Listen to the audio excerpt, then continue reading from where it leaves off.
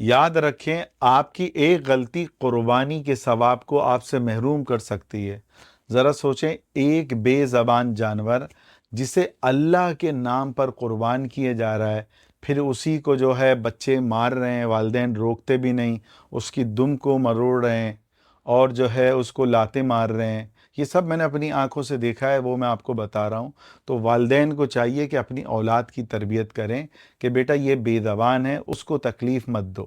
اور سب سے بڑھ کر جب قصائی اس جانور کو ذبح کرنے سے پہلے اس کے سامنے چھری تیز کر رہا ہوتا ہے، احادیث میں اس سے منع کیا گیا ہے۔ آج بہت سے لوگ قربانی کے جانور کے ساتھ ایسا رویہ اختیار کرتے ہیں جیسا نہیں ہونا چاہیے۔ قربانی کے جانور کو تو اتنی محبت دی جائے کہ جب اس کو ذبح کیا جا رہا ہو تو آنسو نکلیں، اتنا اس کو پیار دیا جائے۔ اور کوشش کریں اپنے بچوں کو سمجھائیں کہ اگر جانور خراٹ ہے تو اس کے قریب نہیں جائیں۔ لاسٹ ٹائم میرے آنکھوں کے سامنے کا واقعہ ہے کہ وہ پیار کر رہا تھا، گائے نے سینگ ماری اور وہ پورا یہاں پہ جو ہے نا گہرا زخم ہو گیا بچے کا، تو شکر ہے آنکھ پھٹنے سے بچ گئی۔ بعض والدین بچوں کو اس کے سامنے لے جا کے ڈرا رہے ہوتے ہیں، بعض بھائی جو ہے نا لے جا کے ڈرا رہے ہوتے ہیں۔ یہ عمل نہ کیا جائے، سمجھایا جائے، بچوں کی تربیت کی جائے۔ آپ صلی اللہ علیہ وسلم نے قربانی کے جانور پر رحم کرنے کی تاکید فرمائی ہے اور ظلم کرنے سے منع فرمایا ہے۔ حدیث شریف کے الفاظ ہیں، من لا یرحم لا یرحم، جو رحم نہیں کرتا آسمان والا بھی اس پہ رحم نہیں کرتا۔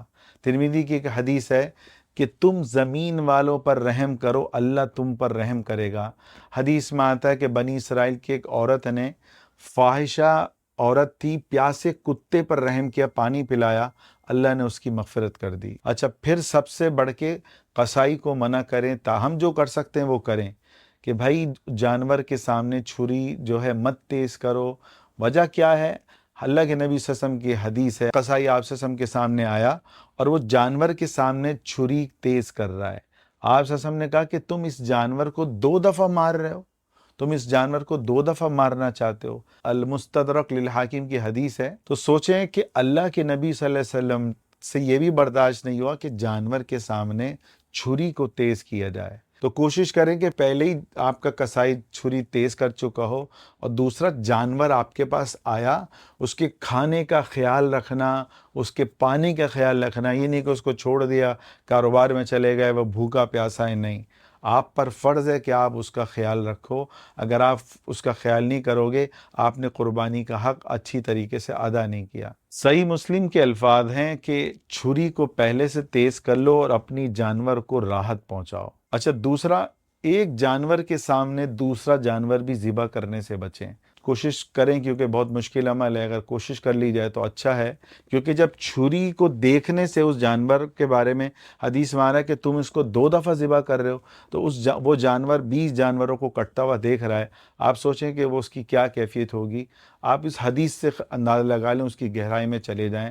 مختصر یہ کہ یاد رکھیں، اللہ کو صرف خون نہیں چاہیے، اللہ کو تمہارا رحم بھی چاہیے، تمہارا تقوی بھی چاہیے، اور اللہ تمہارے دل کو بھی دیکھتے ہیں۔ کوشش کریں اس ویڈیو کو زیادہ سے زیادہ پھیلائیں، اور جانور کو کاٹنے میں ایک چیز کا خاص طور پہ خیال رکھیں کہ اس کی شروع کی جو ہے نا 3 سے 4 رگیں کاٹی جائیں۔ پوری جو گردن الگ دھڑ سے کر دیتے ہیں اور دل پہ جو ہے چھرا گھونپتے ہیں، یہ گناہ ہے، ایسا نہ کیا جائے۔ اس میں اخروی بھی نقصان ہے، اور دنیاوی نقصان کیا ہے کہ جب اس کی 3-4 رگیں کٹتی ہیں تو جانور کا دماغ سن ہو جاتا ہے۔ یہ مت سمجھے کہ اس کو زیادہ تکلیف ہوگی، اس کا دماغ سن ہو جاتا ہے، وہ پھڑپڑا رہا ہوتا ہے، تو اس کا خون نکلتا رہتا ہے۔ جب وہ خون نکلتا ہے تو آپ کا گوشت جو ہے نا صاف ہو جاتا ہے۔ اگر خون نہیں نکلے گا اور پھر وہ گوشت میں خون موجود ہوگا تو گوشت جو ہے بیماری کا ذریعہ بنے گا۔ تو اللہ کے نبی صلی اللہ علیہ وسلم کی بہت سی باتوں میں ایسی رحمتیں چھپی ہوئی ہیں جسے ہم نہیں جانتے۔ تو کوشش کریں اس کو اویئرنیس کے لیے زیادہ سے زیادہ پھیلائیں۔